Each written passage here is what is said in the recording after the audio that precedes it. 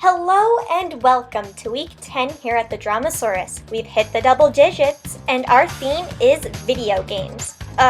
One sec. Let me flick on the lights here. There! Video games. Huzzah!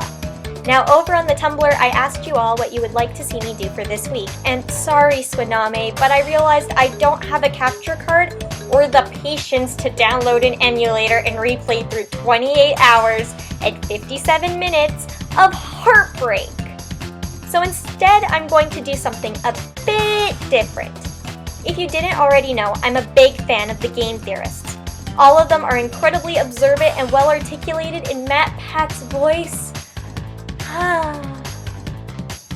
But there was one video that was released over there on their channel that got my gears spinning.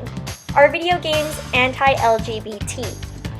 Now, if you haven't seen this video, I highly recommend you check it out since it is thought-provoking and I will be referencing it a lot in this video where I will analyze one small genre of video games MatPat left out of his video and its recently most popular game.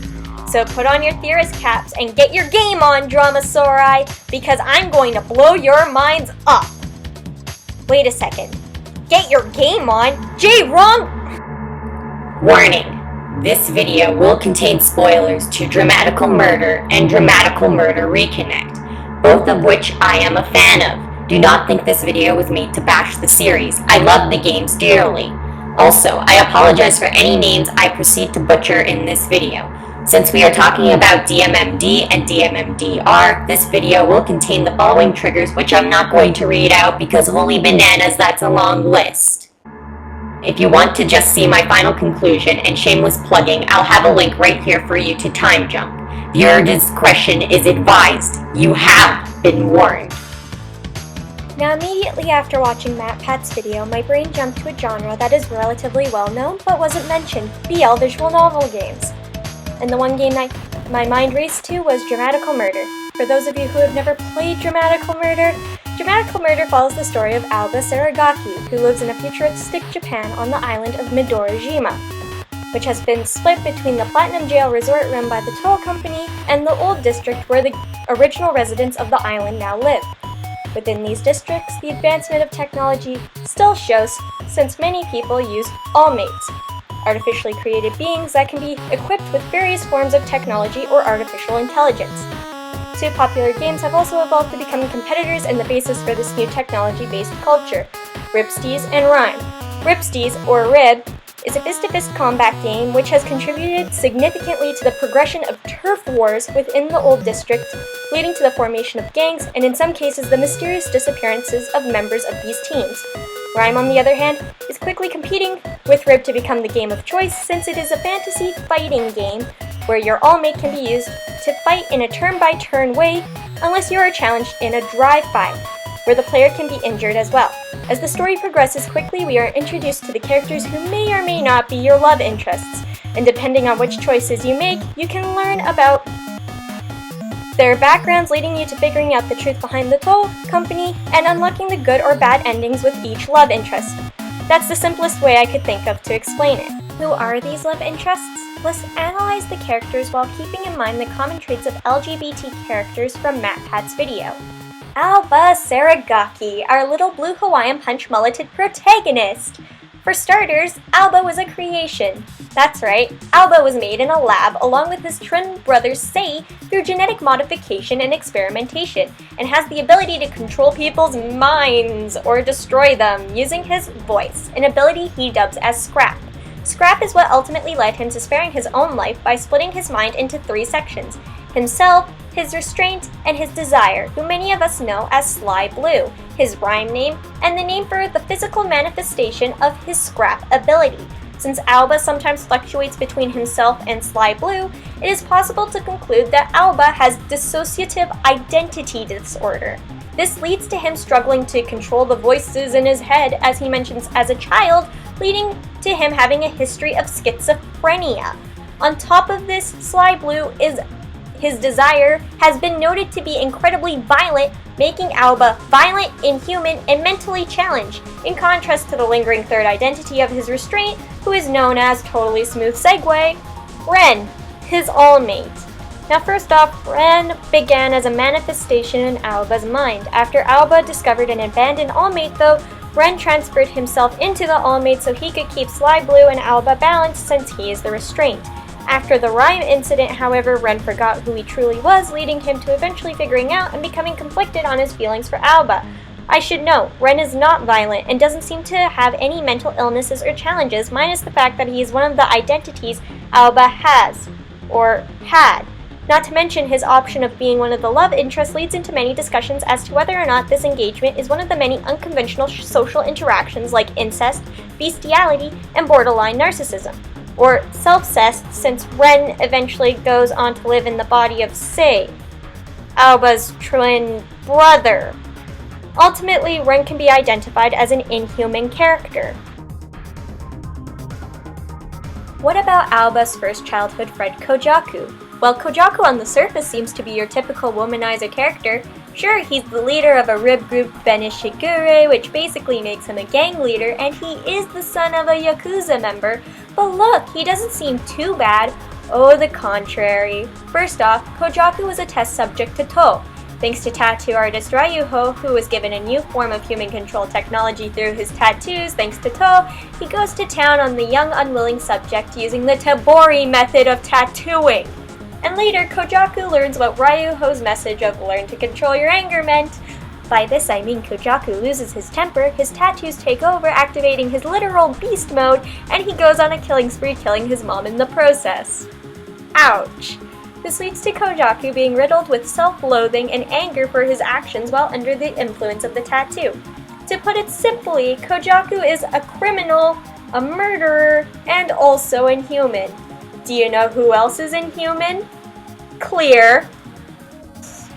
For starters, let's look at the Gask mask, which is one of the two masks Clear often wears. This mask wearing began with his grandfather, who told him in his passing to never take off his mask. This final wish leads to Clear to develop what I think is a form of sociophobia. He not only fears that Aoba will hate him once he sees his face, but has a general anxiety of anyone seeing his face due to his grandfather's request. But I mean, how could he be scared when he's got a face like this? Well, it's normal for everyone to have insecurities, including cute robots.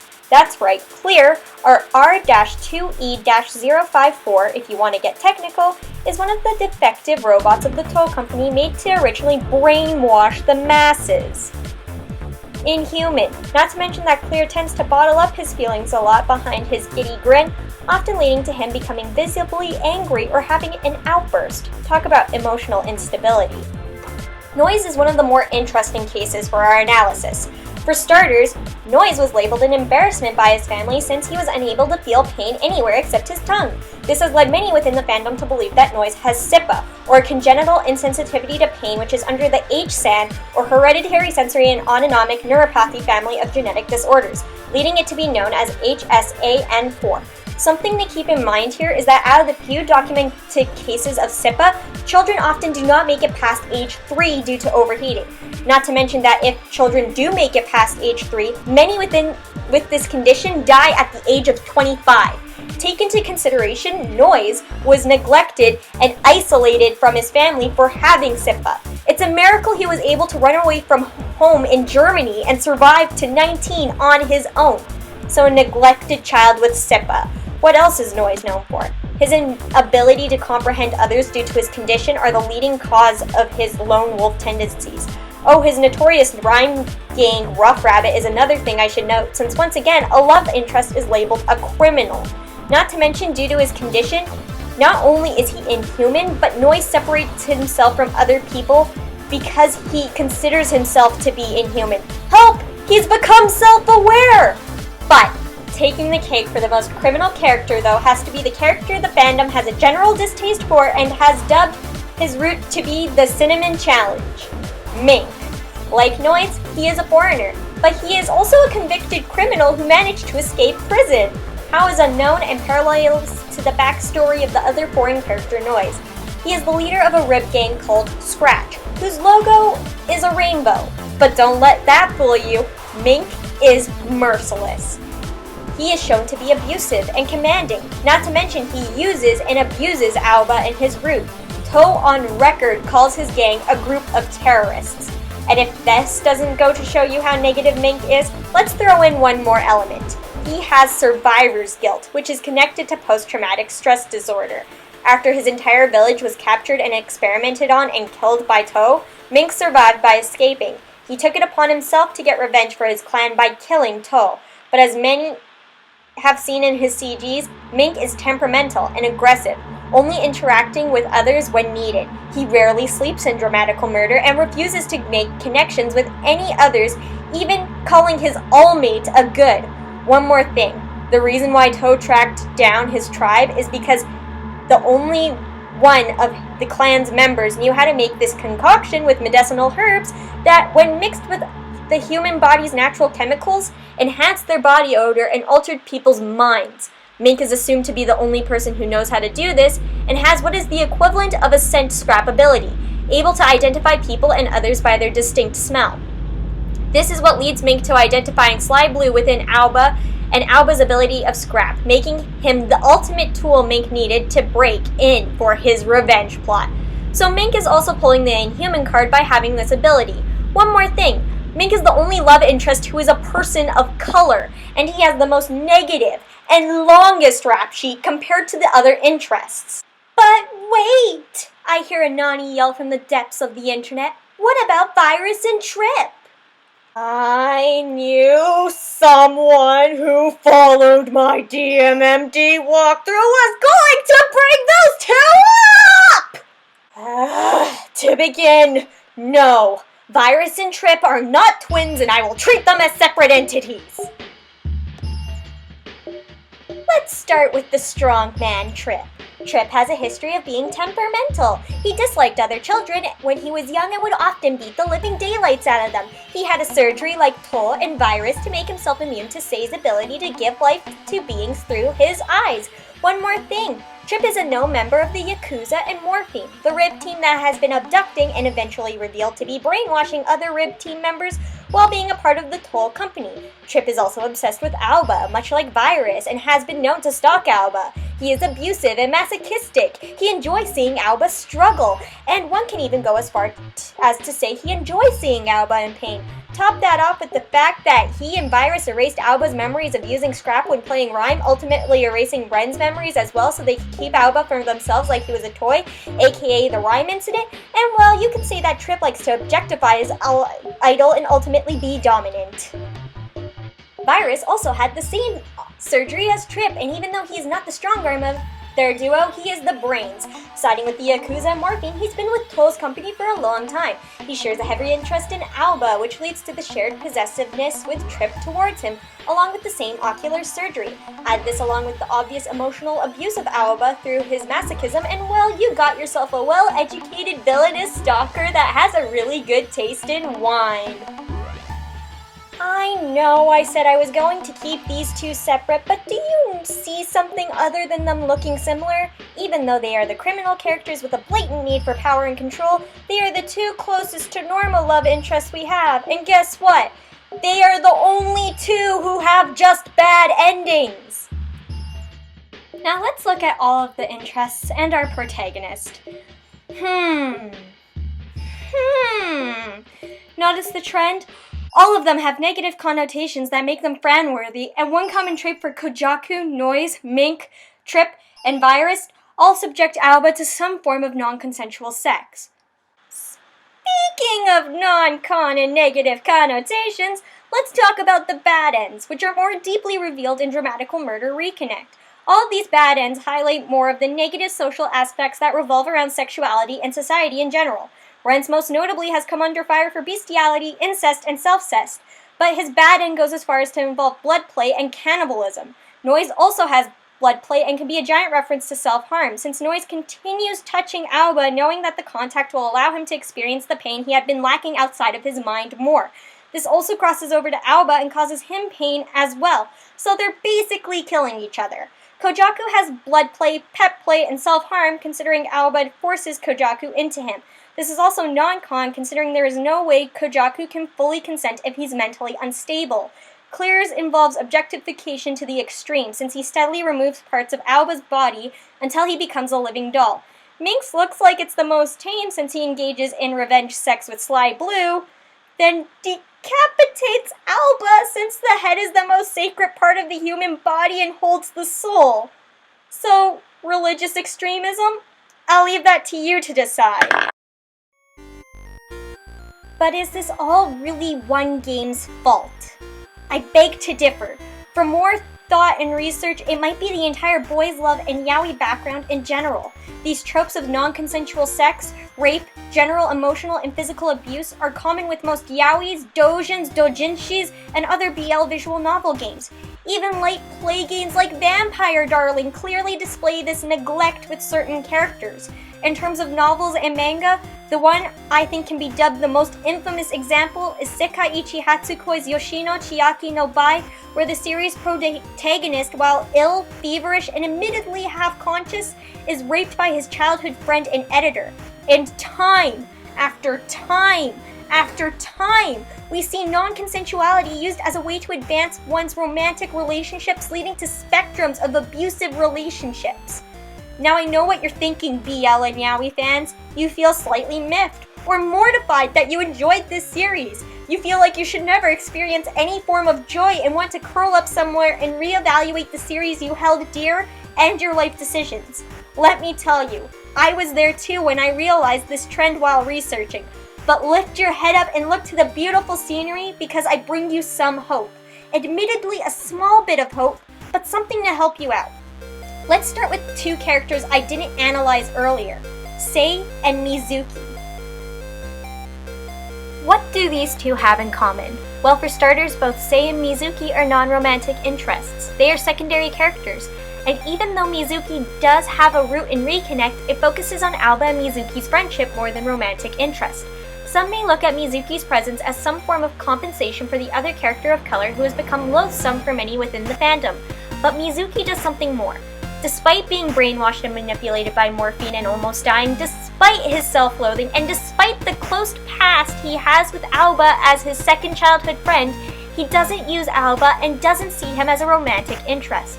He treats Aoba like his little brother, and despite him being in a hospital bed, still tries to ensure Aoba and Tai-san are alright. He cares deeply for his rib team, Dry Juice, and sees the members as his family. Why is this important? Well, because Mizuki might be the only non-heterosexual character in the series whose only crime is being involved with a gang, and admittedly might be the most normal. In the Dramatical Murder Comics Anthology Part 4, Dry Juice Red Ram, Mizuki is shown to be attracted to Clear.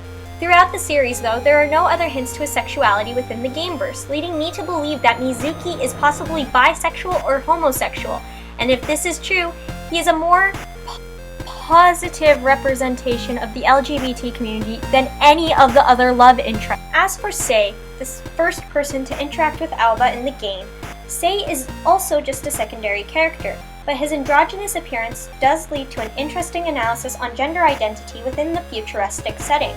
Upon seeing Sei's image in a back alley, instead of assuming Sei was a specific gender, Aoba mentions and talks about Sei using the gender-neutral pronouns they and them. This continued until To's introduction, where Aoba confirmed Sei was male. Notice something? Identities other than male and female apparently are seen as normal, since Aoba immediately jumps to something more gender-neutral instead of assuming one or the other. Furthermore, what about the Silent Oath game? You know, the captive princess game that Sei kept sending Aoba, which granted him access to the Platinum Jail with one of the love interests who also received the same invitation.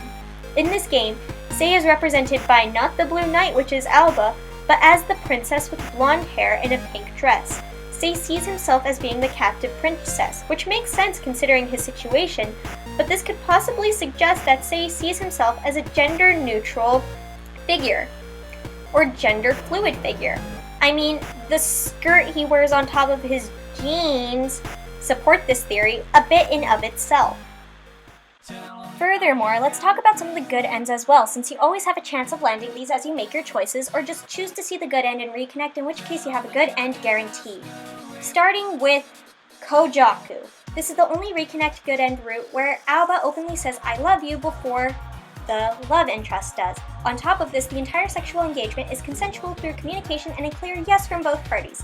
This consensual yes is also seen in the Dawning Sky good end with Ren, but also shows a deep sense of trust and communication, since this is where Aoba and Ren discuss the matter of Ren being in Sei's body and recognizing the fact that Ren being in Sei's body was Sei's final gift to Aoba since Sei wanted them to be together. First off, that's right, it's canon that Sei ships Aoba Ren.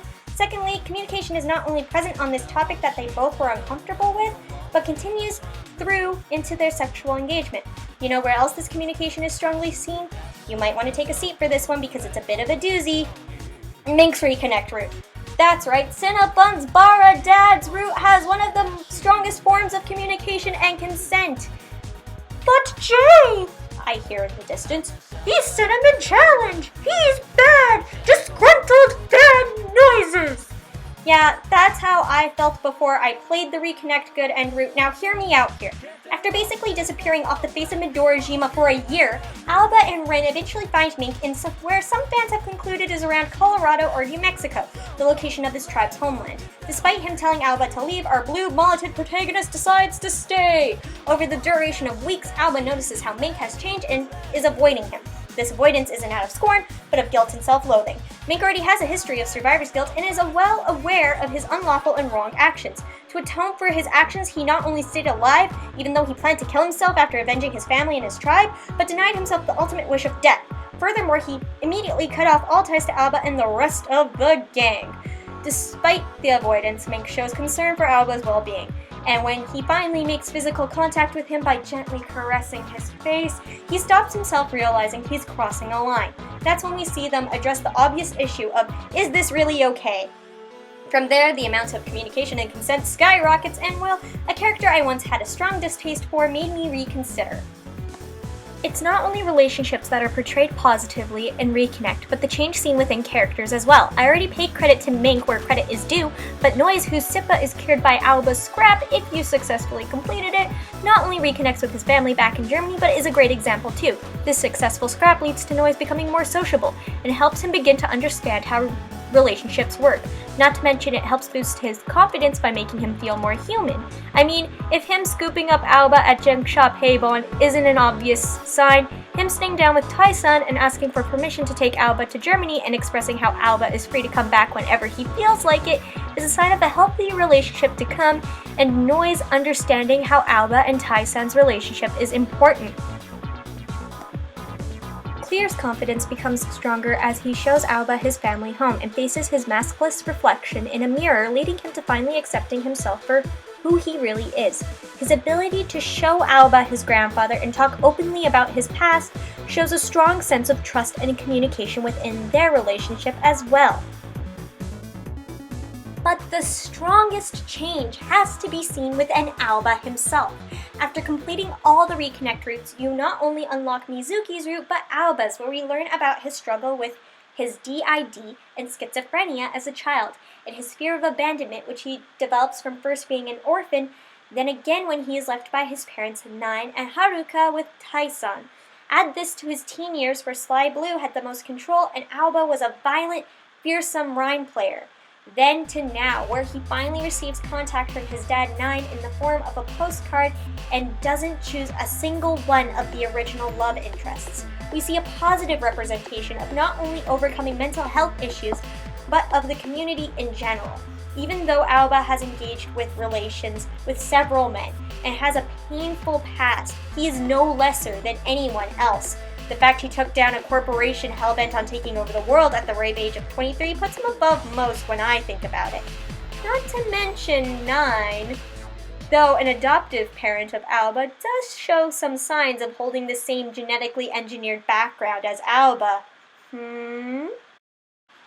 Despite these positives, though, I do have to bring this all back to the original point. Even though BL visual novel games are a small gaming genre connected to the general boys love and yaoi community, there is no doubt that the negative representations far outweigh the positives within this community. However, with Reconnect, we do see the sign of a shift, a potential redemption within the community. It is, I'll admit, a small one, and the fact a gaming genre meant to provide some representation does it with the most negative connotations does beg the question of how long will it take for the shift to fully happen? How much longer till we have more characters like Mizuki and Sei, or even just Aoba, in his own Reconnect route? But remember, shamelessly going to use MatPat's signature line here, this is just a theory. A game theory. Brought to you by the Dramasaurus' own JR. Thanks for watching and stay frosty.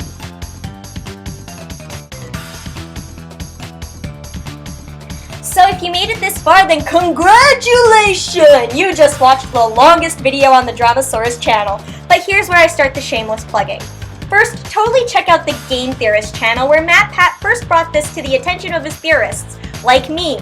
The Mizuki Project is planning on making a fan-made route for Mizuki. Considering the fact Mizuki is more of a bro than anything, I'm excited to see how they create his route. And if you need a Mizuki enthusiast, I'm your gal. Next up is the Consensual Yaoi Collective, or the CYC, who are dedicated to finding yaoi which has proper consent for your positive representation needs. These are also rated in terms of safe for workness, so you won't encounter anything too graphic unless you really want to. Check them out and show some support to the low-key mangakas who are bringing you some positive representation. Also, looking for some games to play which have representation? MatPat brings up 2 games I can agree have great representation at the end of his video. But if you're looking for something else, I highly recommend Pacthesis Dating Sims or her own series Zolga and Mr. Toko. From Chrono Days Sim Date on, so 2011 on, Pacthesis introduced a female option to her self-developed games. And in Zolga and Mr. Toko, there are characters from the LGBT community along with an FTM transgender. These games are a small portion within the gaming industry, but the point I'm trying to make is that there are some low-key games that are bringing forth some more representation. If you're still kicking around, thank you. And get ready. If you like this video, go ahead and thumbs up. That way we know what is up. Maybe you like it more than that. Subscribe to our Prime and watch our back. And why don't you check out a few more of our videos? That way we can keep mesmerizing you, yo! Once again, thanks for watching and stay frosty.